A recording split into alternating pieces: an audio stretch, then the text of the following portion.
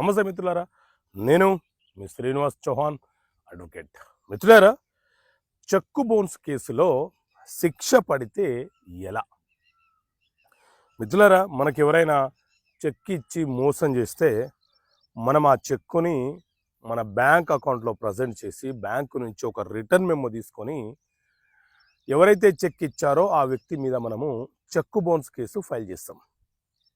So ఈ cheque bounce case అనేది magistrate కోర్టులోనే file చేస్తాము. ఇది సివిల్ లక్షణం కలిగిన ఒక క్రిమినల్ కేసు. దీంట్లో ఎఫ్ఐఆర్ ఉండదు, ఛార్జ్షీట్ ఉండదు, కానీ ఇది ఒక క్రిమినల్ కేసు లాగా పరిగణలోకి తీసుకోబడుతుంది. అయితే ఈ చెక్కు బౌన్స్ కేసుని న్యాయస్థానము విచారణ జరిపి ఎవరైతే చెక్ ఇచ్చారో ఆ వ్యక్తికి కనుక శిక్ష విధిస్తే, శిక్ష ఏ రకంగా విధించవచ్చు?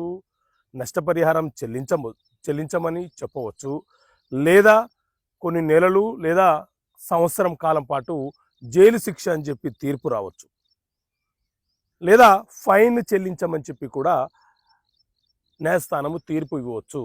ఇలా న్యాయస్థానము చెక్కు బౌన్స్ కేసుల విచారణ జరిపి తీర్పులను ఇస్తుంది. ఒకవేళ శిక్ష పడింది అనుకోండి, అప్పుడు అక్యూజ్డ్కి ఉన్న అవకాశం ఏంటి అని అంటే, శిక్ష పడిన అక్యూజ్డ్ నెలలోపు డిస్ట్రిక్ట్ కోర్టులో అప్పీల్ చేసుకొని మెజిస్ట్రేట్ కోర్టు విధించినటువంటి శిక్ష ఏదైతే ఉందో ఆ శిక్షని సస్పెన్షన్ చేయమని, నేను ఇక్కడ అప్పీల్ చేసుకుంటున్నాను, ఇక్కడ నేను కేసు ఫైట్ చేస్తాను, నేను నిరూపించుకుంటానని చెప్పి డిస్ట్రిక్ట్ కోర్టులో అక్యూజ్డ్ అప్పీల్ చేసుకుని వెసులుబాటు అతనికి ఉంటుంది.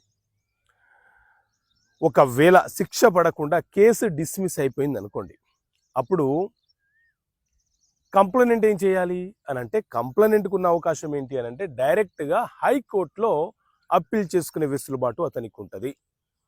నేను చెక్కు బౌన్స్ కేసు వేశాను, కింది న్యాయస్థానం సరిగా విచారణ జరపలేదు, నాకు రావాల్సిన సొమ్ము ఇంత ఉంది, అతను నన్ను మోసం చేశాడు అని చెప్పి కింది కోర్టు అక్విటల్ చేసినటువంటి కేసు మీద అతను కంప్లైనెంట్ హైకోర్టులో అప్పీల్ చేసుకునే వెసులుబాటు అతనికి ఉంటుంది.